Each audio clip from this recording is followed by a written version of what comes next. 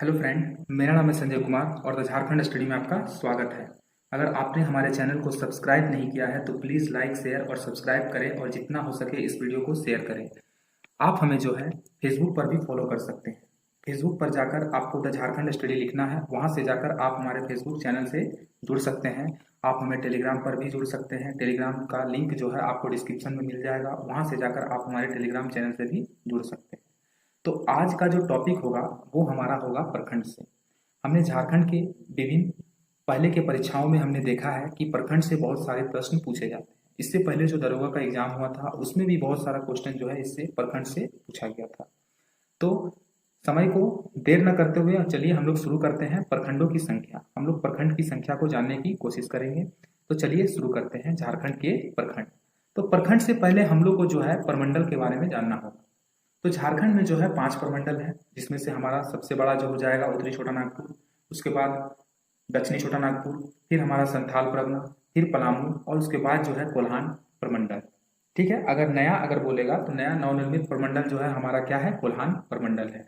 अब हम देखेंगे कि इस प्रमंडल में कितने प्रखंड हैं। तो सबसे पहले उत्तरी छोटा नागपुर। उत्तरी छोटा नागपुर में जो है प्रखंडों की संख्या की बात करें तो 72 है। उसके बाद हमारा आ जाएगा दक्षिणी छोटा नागपुर, जहां प्रखंडों की संख्या जो है 53 है।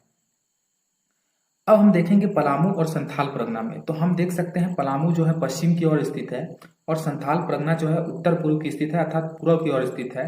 तो हम देख सकते हैं पलामू और संथाल परगना आधा आधा भाग में बांट रहा है, एक तरह से 50-50 याद करने का तरीका।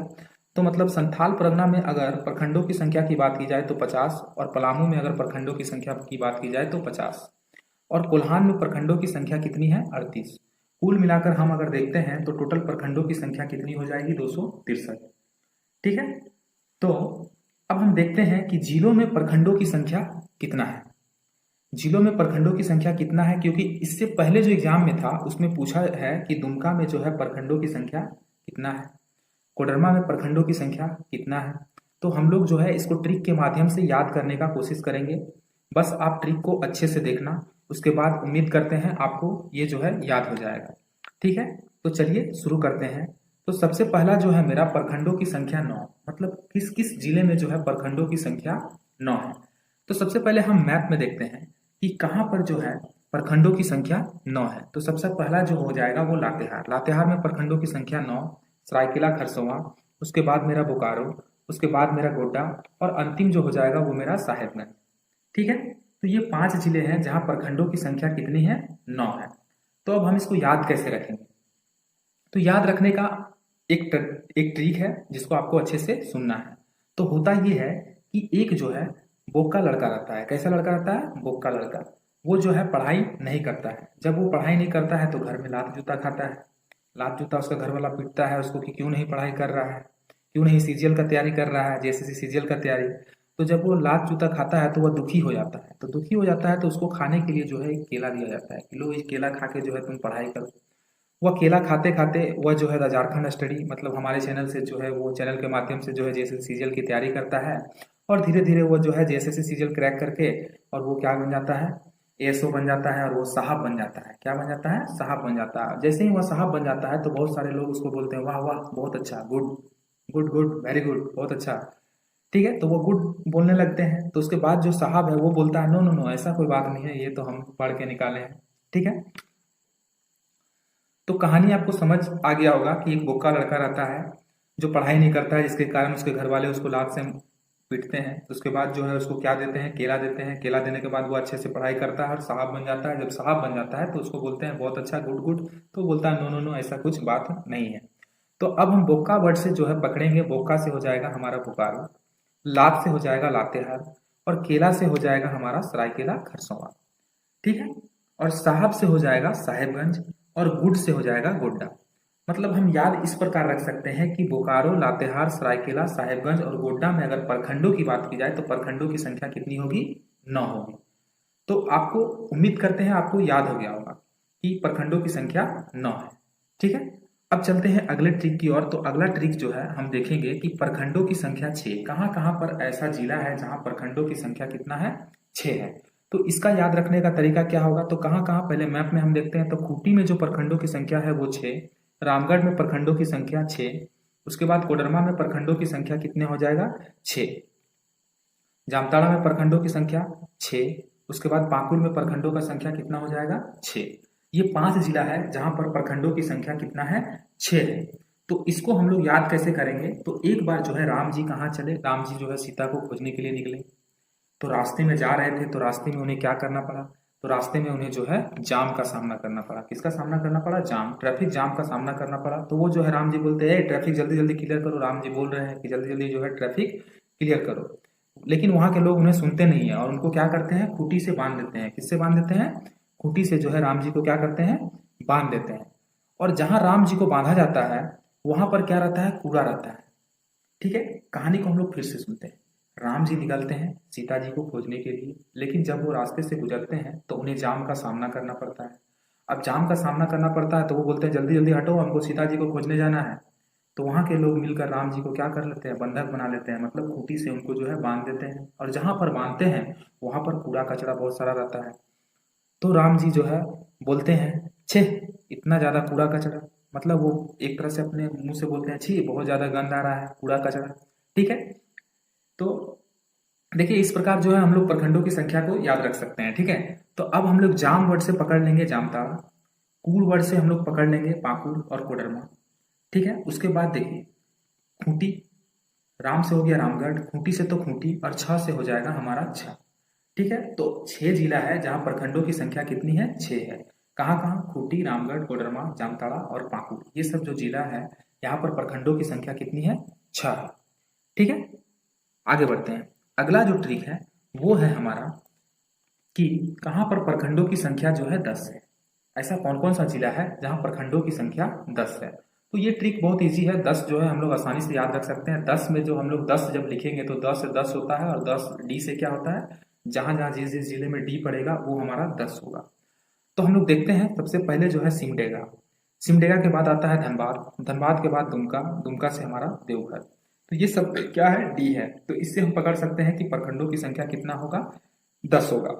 जैसे हम लोग देखते हैं तो सबसे पहले आ जाएगा सिमडेगा, सिमडेगा में डी आ गया, धनबाद में डी आ गया, देवघर में डी आ गया, दुमका में डी आ गया। सिमडेगा, सिमडेगा ऐसे शुरू होता है लेकिन हमको याद रखना है देगा, सिम देगा, देगा से हम लोग क्या याद रखेंगे, 10। तो हम लोग जो है इसको आसानी से याद रख सकते हैं कि जिसमें जिसमें डी और एक याद रखना है सिम डेगा। ठीक है, तो इससे हम लोग याद सकते हैं डी से 10 और डी से हमारा जितना भी वर्ड है उसका जो है प्रखंडों का संख्या का बात किया जाए तो उसमें प्रखंडों की संख्या कितनी होगी, 10 होगी। बढ़ते हैं अगले ट्रिक की ओर। तो अगला जो ट्रिक है हमारा कि किस किस जिले में जो है प्रखंडों की संख्या जो है वो कितना है, 12 है। प्रखंडों की संख्या कितना है, 12 है।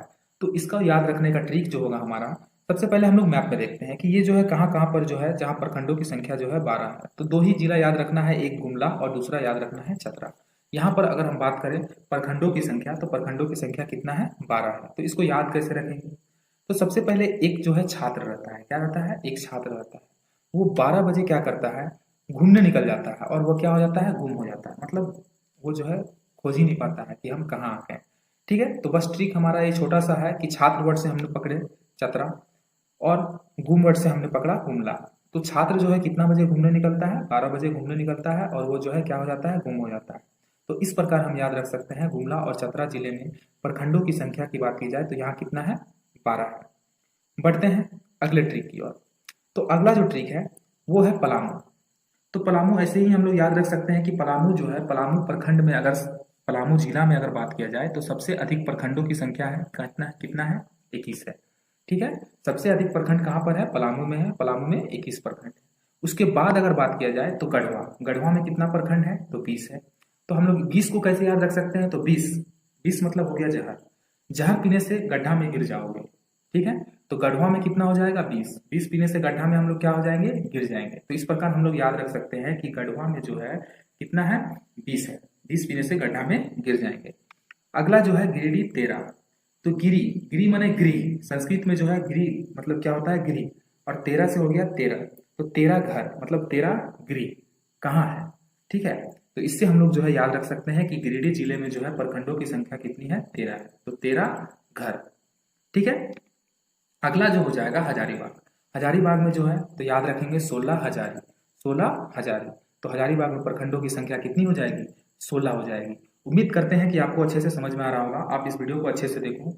मैं दावे के साथ कह सकता हूं कि आपको जो है प्रखंडों की संख्या बहुत अच्छे से याद हो जाएगा। ठीक है, आप इसको जो है एक बार लिख कर प्रैक्टिस कर सकते हैं। जैसे हम जानते हैं कि जैसे मान लेते हैं कि 10 प्रखंड 10 कहाँ कहाँ होगा, तो हमको 10 से डी याद रखना है, धनबाद, देवघर, उसके बाद हमारा सिमडेगा, उसके बाद हमारा दुमका, ये सब जो है हमारा कितना होगा, 10 होगा। तो उसी प्रकार हमको इसको भी याद रखना है कि सबसे अधिक अगर प्रखंड का बात किया जाए तो पलामू जिला कितना है, 21, गढ़वा में कितना है, 20, गिरिडीह में हो जाएगा 13, हजारीबाग में 16, 20 पीने से गड्ढा में गिर जाओगे, गिरिडीह 13, तो 13 घर, और 16 से हो गया 16,000।